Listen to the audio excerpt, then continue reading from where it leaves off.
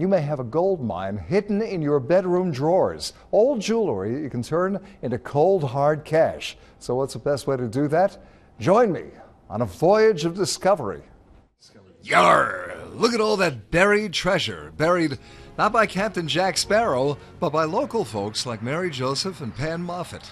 After both of my parents had died and I had all this family jewelry. I had a variety of rings and several bracelets that belonged to my mother that I just don't wear anymore. Some of it I knew that I wanted to keep, some of it I knew I wanted to get rid of. Get rid of? What? There is nobody who hates giving up gold more than I do. Except maybe this guy. Must have the precious.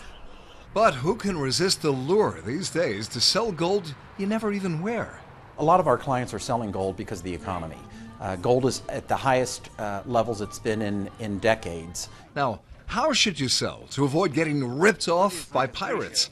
Well, we did the homework for you and found advice from Kiplinger, the personal finance magazine. It rules out places that ask you to mail them your gold for the simple reason that you may never get it back. Also, they say, be wary of gold parties thrown at private homes. The person that's inviting you, which is normally your friend, they're using that relationship to then have you undersell your gold when you buy it, because the person who's having the party is getting a percentage of the money. Instead, Kiplinger and others suggest doing what Pam and Mary did. Hi, John. Hey, girls. Go to a reputable local dealer like Dayton's Stafford Jewelers. Because we've had a 20-year relationship with him, and I knew that it would be a fair deal that we made. Well, not so fast, Pam.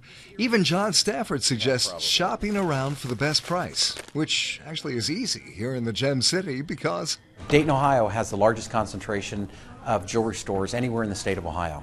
So, All right, I've got these items, and the question is what they're worth. Well, let's find out. first, you've got to weigh your gold.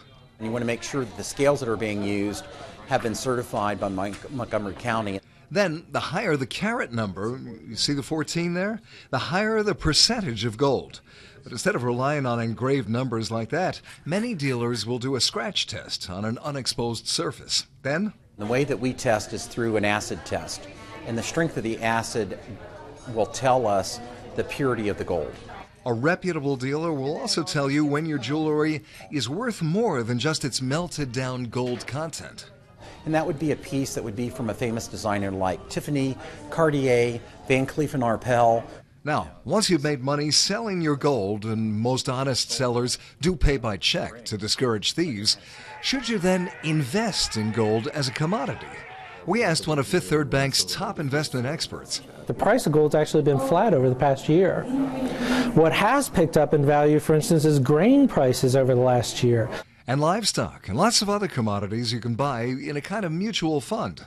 But one more possibility for gold, if you don't wear your old jewelry, how about recasting it, as Pam did, into something that's just heavenly? That's beautiful.